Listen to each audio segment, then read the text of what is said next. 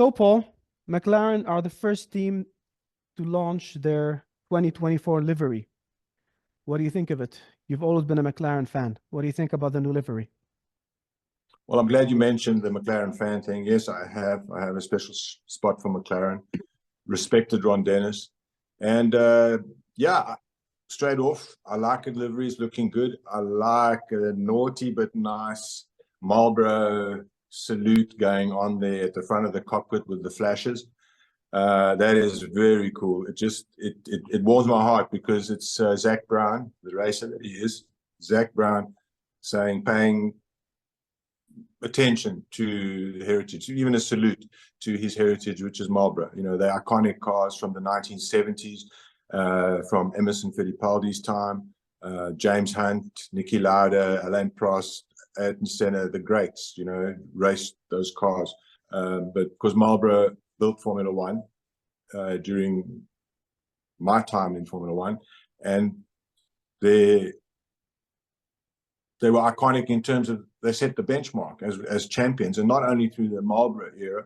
They had beautiful looking cars when the West, you know, when it went to the silver, and some of those Vodafone cars were beautiful. It lost its way a bit, I would say, you know, when things were down. Ugly cars are slow, and they had very slow cars which were very ugly, so the liveries, no matter how pretty they were bad. But now that they're up on the rise, I think they've gone in the right direction. This is beautiful, and I'm really proud that McLaren is where it is today. It's a very different team. I feel like it's a brand new team. It's like a little junior popping out of the old Ron Dennis era.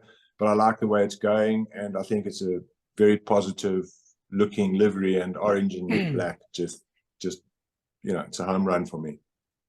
And your thoughts?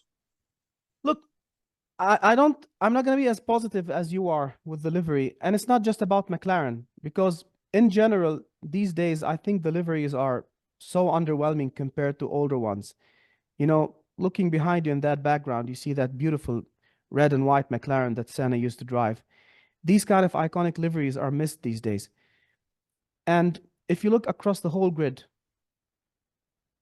the only two liveries that are really iconic now maybe are Mercedes, because they're either black or silver. Now they're black. And Ferrari, because it's red.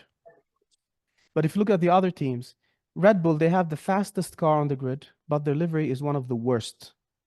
And it doesn't seem to change from year to year. This is the problem. Now with McLaren, I'm so happy with the fact that they brought back the Papaya.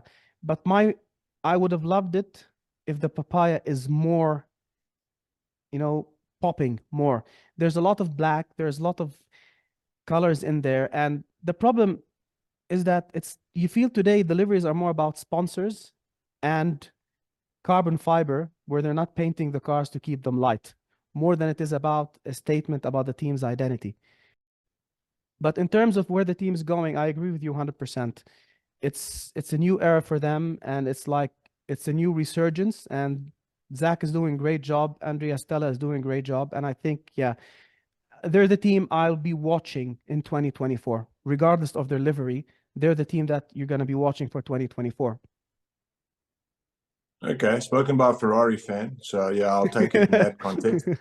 But, yeah, so let's see. In the end, it'll be a beautiful livery if it wins races. If it's rubbish, it's going to be horrible. So there we go. Exactly.